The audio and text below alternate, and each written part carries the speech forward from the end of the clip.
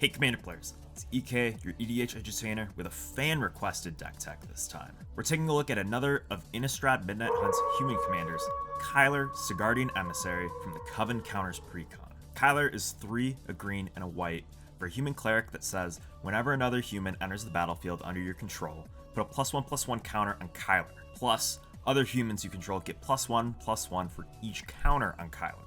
He's essentially Thalia's lieutenant taken to the extreme and put into the command zone, and this is really exciting because Thalia's lieutenant is a beloved and iconic card. The short of our strategy is that Kyler wants us to go wide on the board so that we can pump him up and go tall. So we love cards that let us go tall while we go wide, and cards that let us go wide while we go tall. The happenstance of the +1/+1 counters we're going to accrue from Kyler and other creatures are going to give us a good reason to lean into some +1/+1 counter synergies and payoffs as well. So that begs the question, how should we go wide on board? We absolutely need to get him pumped up as soon as possible, because a 5-mana 2/2 is incredibly dangerous to just leave hanging around. Not only is there no tempo gain from it, but it can get removed incredibly easily or value traded even easier. This deck has 3 main ways of pumping him up. First, we can leverage a super fluid curve of awesome 1, 2, and 3 drops to efficiently put counters on Kyler. We've also got burst counter generation thanks to Adeline and Call the Coppercoats, a card that I will forever praise.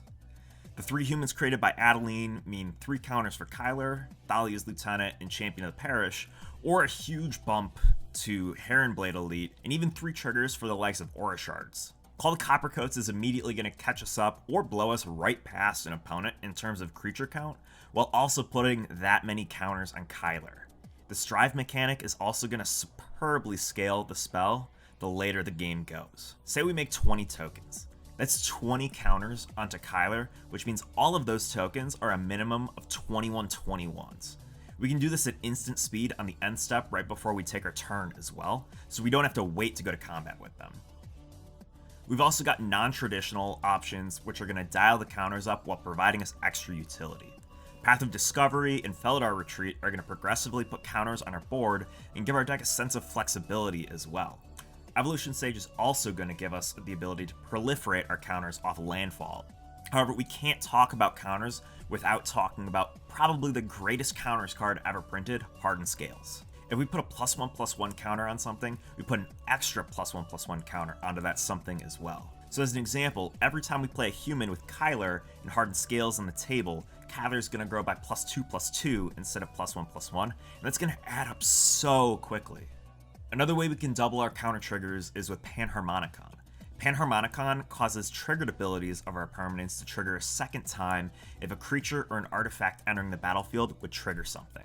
This means 2 triggers from Kyler, 2 triggers from Juniper Order Ranger, 2 triggers from Champion of Lambholt, 2 for Heronblade Elite, and then Guardian Project and Garruk's Uprising are going to draw us 2 cards because of 2 triggers. In addition, Cathar's Crusade is just going to go absolutely insane here. There's honestly a ton of possibilities for a high octane card like Panharmonicon to find success. You're sure to find a ton of tempo-based value from it. And you can kind of see a Rube Goldberg-esque machine building here as well. Our deck is playing super efficient Magic in hopes of building a critical mass of tempo and aggressively aimed resources. We're being very efficient with everything that we do. So what are we channeling our critical mass into? Well, you don't have to look too far. It's up and down the list, and it doesn't take much to get going. Simple payoffs, we definitely have them. Heronblade Elite adds mana based on their power, Wild Beastmaster pumps up our team based on their power when it attacks, and Abzan Falconeer says every one of our creatures with a +1/+1 counter on it has flying. But let's talk about some really spicy payoffs, because we definitely have those as well. Basri's Lieutenant says that if it, or another creature we control with a +1/+1 counter dies, then we get a 2/2 White Knight creature token with Vigilance. It's an easy board wipe assurance that's going to be able to keep the pressure going on our opponents. Iridescent Hornbeetle makes 1/1 insects on our end step for each 1/1 counter we put on our board that turn. While insects aren't humans either, more stuff for doing more of what we want to do in the first place is incredibly welcome. And that's more triggers for Cathar's Crusade, Aura Shards, or Path of Discovery as well. Lastly, Moorland Rescuer is another awesome new Midnight Hunt payoff for our +1/+1 counter scheme that has never been seen before. It's a completely unique and new effect. When it dies, we return creatures, plural, with total power X or less from our graveyard to the battlefield. That's even more tempo-based value on top of being an awesome curve topper, and it's a new card, and who doesn't love new cards? It's an awesome change of pace for white in terms of how it handles reanimator effects. Our deck loves something like this since our deck is so aggressive and wants to maintain a board state. We could consider this white's Protean Hulk. Our other hoop to jump through, and arguably our biggest hoop, is keeping our hand fueled up with cards to execute our game plan. Because we're playing so efficiently, we're going to be putting out a lot of cards onto the table, which means that we're going to need a lot of cards in hand to play out.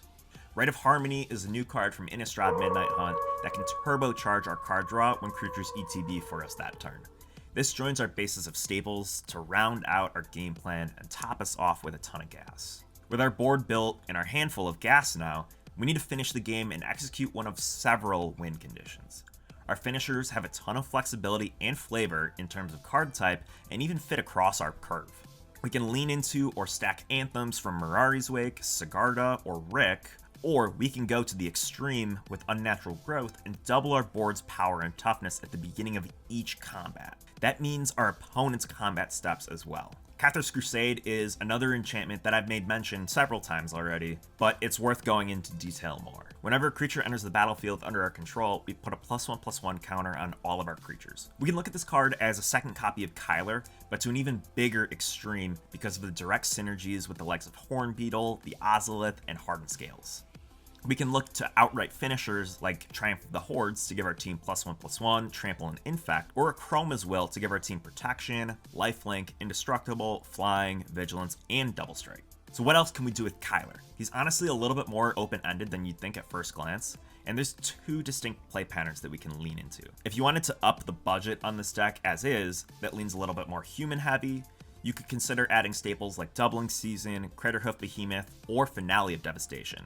And if you wanted to lean even more into the +1/+1 counters theme and go super in on that, Branching Evolution and Death's Presence definitely help in that department. Concordant Crossroads also deserves a special mention, as Selesnya struggles to enable its board with haste without dumping tons of mana into the likes of Craterhoof or Finale. For 1 mana, we can give everything haste. Everything. No matter which way you take Kyler, you're definitely in for a treat. This is the sort of commander that a ton of people have been waiting for. Tribal decks are a beloved archetype, and +1/+1 counter decks have a ton of fun quirks and following as well. So the combination of the two is certainly a recipe for success. Hey, thanks for watching my video. If you haven't done so already, make sure you hit the subscribe button, ding the bell icon, and help me fight the evil algorithm overlords and the control players by liking this video and leaving a comment. I'll catch you next time.